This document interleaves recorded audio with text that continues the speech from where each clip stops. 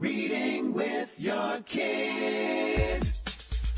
Hola, ni hao, konnichiwa, assalamu alaikum, shalom, mahaba, moni moli wanji, namaste, jambo, bienvenidos. Hi, my name is Jadley, and this is the Reading with Your Kids podcast. We're coming to you from the beautiful neighborhood of Reedville in the southwest corner of Boston, Massachusetts.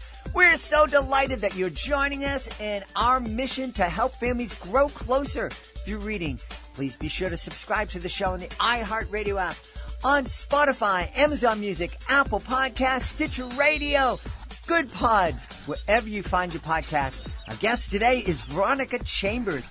She is joining us from London in the United Kingdom to celebrate Call and Response, the story of Black Lives Matter. Before we invite Veronica into the studio, we want to let you know that this episode of the Reading with Your Kids podcast is brought to you by The Power of Choice, a teen's guide to finding personal success by Claude Lawson. If you are an educator who would like to increase student engagement while you decrease discipline issues, The Power of Choice, a teen's guide to finding personal success, was written just for you. 30 teacher-created and classroom-tested short, practical, and powerful lessons will empower your teaching. No grading or record keeping, no extra prep work. If you're ready for better productivity and fewer disruptions in your class, be sure to check out The Power of Choice, a teen's guide to finding personal success by Claude Lawson.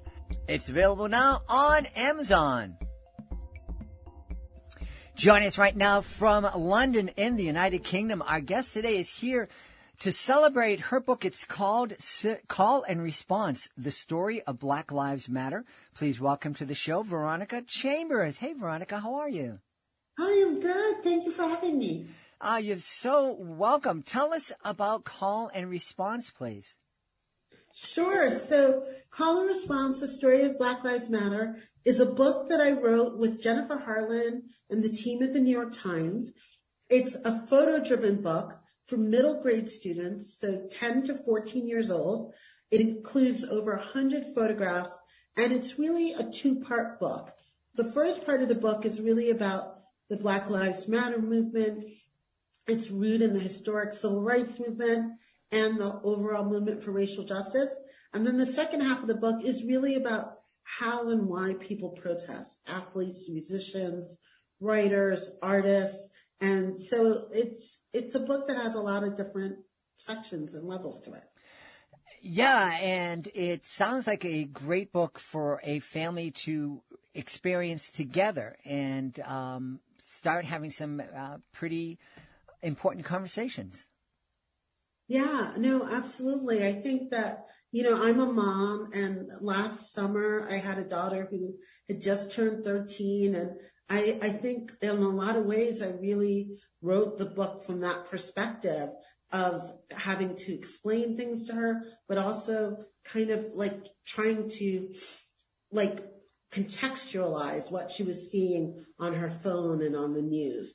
I think that's something that we think a lot about as journalists, is there are headlines, but really what the best stories do is they put the headlines into context. Yes, and we're living in a time right now where a lot of times headlines don't have a lot to do with the story, and they're just meant to get clicks. And so certainly that's a conversation we can have with our kids, helping them discern what material they should trust and what sources they should trust. But let's get back to the book itself.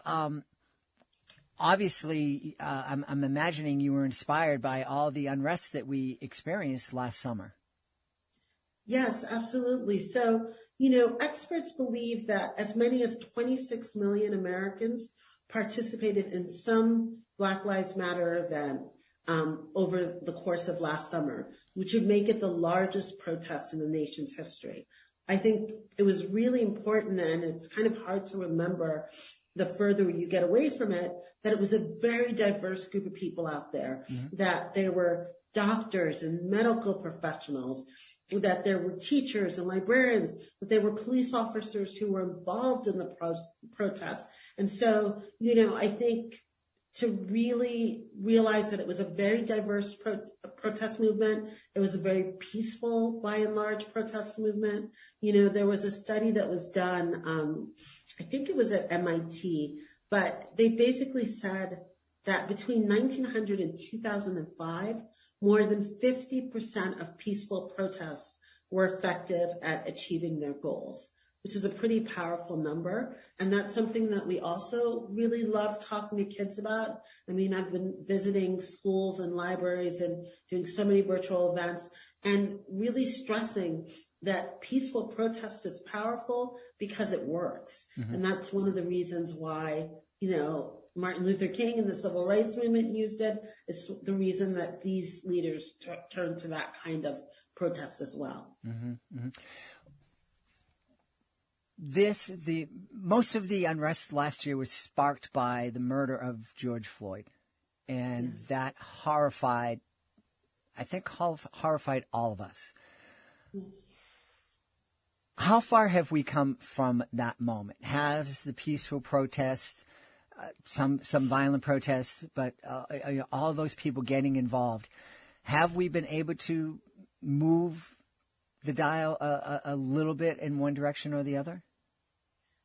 I think that, Martin Luther King said that the goal of America is freedom.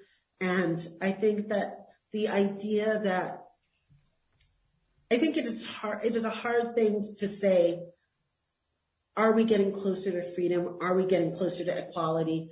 There's been so much on the minds of people in the nation. Obviously, the pandemic is a big issue. I just came back from Glasgow, where I was working with the New York Times Climate Hub on COP26. Climate change is a big issue. I just think that there's always a lot of issues competing for our attention. But the thing that I tell my daughter and the thing that we talk about when we go to schools is that all of these movements are happening at the same time. And I think in the best circumstances, they're working together. I think that a lot of people are tying together climate justice and racial justice.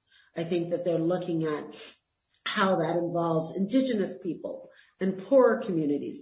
So it's not just about race in one corner and climate in one corner and economic, equality and opportunity in another corner. I think these things are constantly melding together. And, what I wrote another book called Resist, which is portraits of everyday heroes and people who change the world. And what I really try to tell kids is that the great thing about reading these stories is if you put down a device and if you can read and read aloud and read with your parents, then all you have to do, you don't have to agree or disagree. You just have to say, what does this make me feel? And to know your own voice outside of the voices in the phone and the voices on TV and the voices on screen is really, I think, the most important thing that we can give our young people, because it's that inner compass that's going to allow them to make the choices about the issues that they care about. I really like that, and I like the idea of having conversations with our kids where we don't have to agree. I think that that's something that is really lacking right now in our world. It seems as if people who have different opinions, different points of view, can't share those differences in a respectful way. It seems as if we have to be on teams, and everybody on my team and every idea that comes from my team is right 100% of the time. And if you don't agree with me, then you're my enemy. And that I don't think helps us at all. No, I mean, I think nothing gets done that way. Right. I mean, it was interesting. I was talking to another podcast yesterday, and they were talking about how our book Call and Response was such a collaboration. And it's like, collaboration is how everything gets done, from government to journalism to other creative endeavors. It's what's making science happen right now. But I definitely, I have a multiracial family, and not everybody in the family agrees with each other, but we really try to center listening and conversation. And, one of the reasons why I was excited to hear about your podcast and talking about reading with kids is, one of the things we did when my daughter was really young, because a lot of families, we're just out of Thanksgiving and we're going into the holidays. So many families are so far spread out. And one of the things, we don't always live near our, extended family. And so, if you have an iPhone, you have a recorder on your phone. So one of the things that we did when my daughter was really young, before she could read for herself, is whenever someone would come over, we would ask them to read a story into the iPhone for my daughter, and we would just play it like friends and family and grandparents. And she got used to hearing all kinds of different voices, different accents. You mentioned my family's from Panama. My husband's family is from the Midwest. And I think it was really important to, in some ways it was like a template for what would come later, which is, there's different voices, people speak in different ways, but, we share our humanity. Mm-hmm. And we really just try to lean towards our common points. And I think it's really important for kids to be able to say, you don't have to agree with me. And what I tell my daughter is, you don't have to agree with everyone, but you do have to treat them with respect. Amen. That is so important. It's something that I raise my kids with, and something that I try to live by. I'm probably not perfect at it, but if I live a few more years and hit 100, maybe I'll get better at it. Yeah, me too. Yeah. You were mentioning that this is such a collaboration, and that it's a story told with photographs. Photographs and illustration. We're always talking with authors about illustrated middle grade books and picture books, of course. I think photographs can be more powerful in telling a story. Is that something you agree with? Absolutely. I mean, I love illustration. I love picture books. I've written picture books. I adore that world. I've worked with the New York Times photo archives and photographers at the New York Times for close to 4 years now.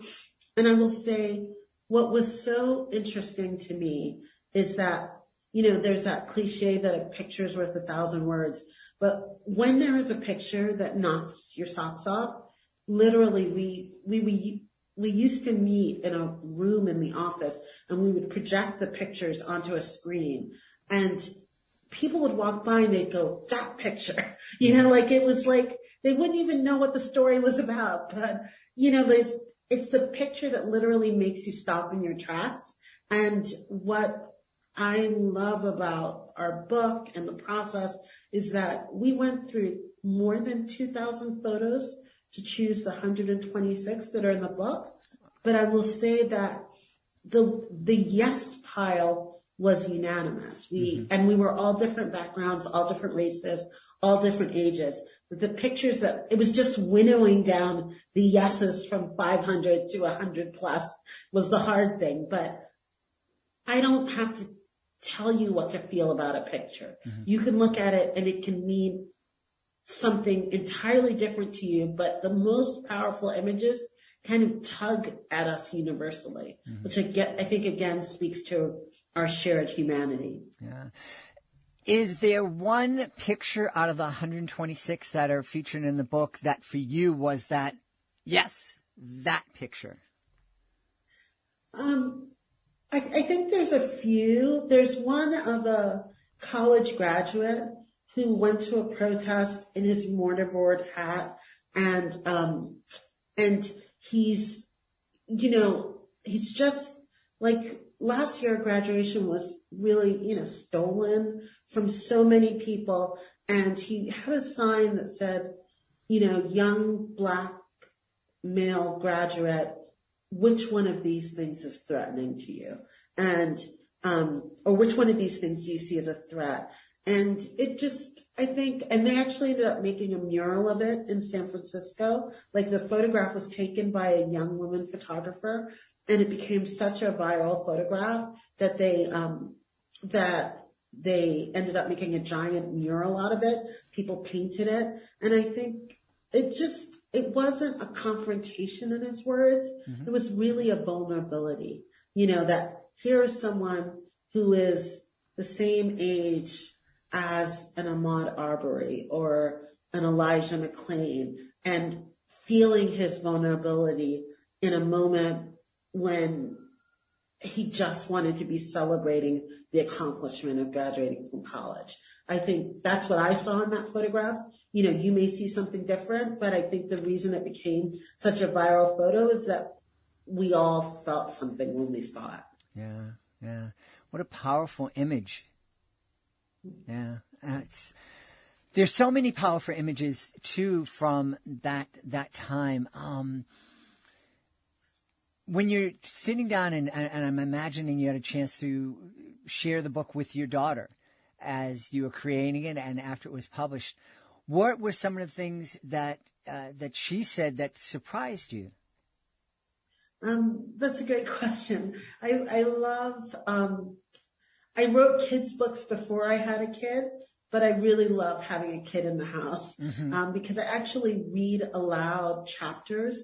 I had the great fortune of interviewing Toni Morrison on stage 3 times before she died. And she read every single book aloud before she handed it in, even if it was 800 pages, just a little bit every day. And when I teach writing, I always tell kids and future writers that to try the read aloud test, because if something is bumpy, when you read it aloud, you know immediately what it is. So I read chapters to my friend, my daughter and her best friend, last summer. And one of the chapters they really loved was a chapter called Who's Who at a Protest. And it talked about how there are people in the front who have the safety vests and the bullhorns, and they're called the marshals, and they're really there to lead. But then the bike messengers are there to both help mediate conflict with drivers and motorists who might be surprised that they've come across, hundreds of people walking the street. But the people on cycles also help plan new routes for the march if like a road doesn't seem like a good road to be on. There are legal observers who are there to take notes and to help people if they get arrested. There are people who are lawyers and paralegals who volunteer for that. There are medics in case someone falls down or gets hurt. Every protest has medics stationed at different parts of the protest. And what I loved was they said, you see a protest on TV and you just see a ton of people in the street. And they said, we didn't know it was so well organized. Mm-hmm. And I thought that was so interesting because, I remember when I studied civil rights in college, they called activists organizers. And I think for the idea that for kids to be reminded that a strong, peaceful protest is actually incredibly well organized is a good thing, to know that it's just not chaos on the streets. It can be chaotic, but it is most of the time there is a level of planning going on. Yeah. One of the things you mentioned earlier was that family tradition of having different members of your family read stories. And one of the things we've talked about here on the podcast is, and it's funny you mentioned, being born in Panama. As someone who is married to a woman originally from Puerto Rico and someone who's visited a lot of Latin American countries, I love the fact that it's very common to see intergenerational celebrations. Do you go to a concert and there are grandparents and babies and young people and moms and dads, and you don't see that here in the States as much.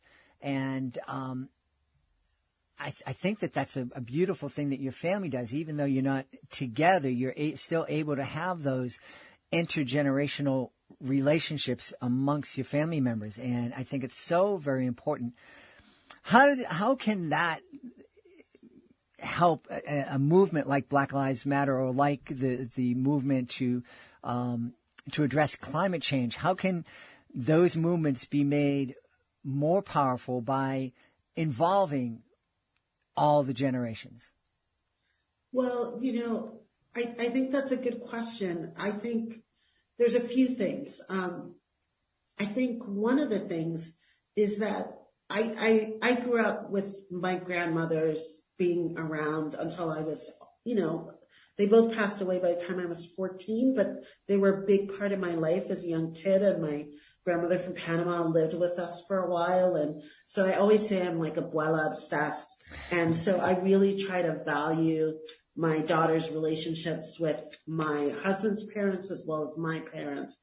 And so, my daughter literally, since she was, 6, 7 years old, she has FaceTimed with the parents, but I'm like, don't make it, for us, we try not to make it a special occasion. So like yesterday, my father-in-law was a statistician. So he was doing math with my daughter. My parents did Spanish. My daughter went to Spanish immersion school, and they would call and we would take photographs of the homework, and they would correct the homework on FaceTime with her.